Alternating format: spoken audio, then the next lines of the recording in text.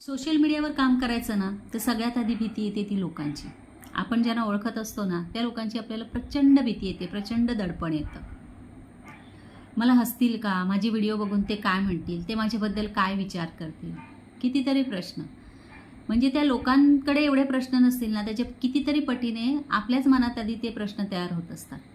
आणि याच दडपणामुळे, याच भीतीमुळे आपण काम करायलाच सुरुवात करत नाही. पण खरं बघितलं ना तर पुढे जाऊन जर उद्या आपण सक्सेसफुल झालो तर हीच लोकं आपल्यासाठी टाळ्या वाजवतील.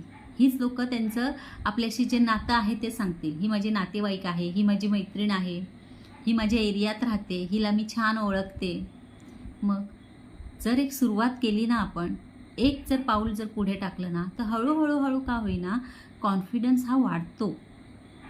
त्यामुळे आता तुम्हीच ठरवायचं आहे की भीतीमुळे थांबायचं की सुरुवात करायची. व्हिडिओ आवडल्यास नक्की फॉलो करा.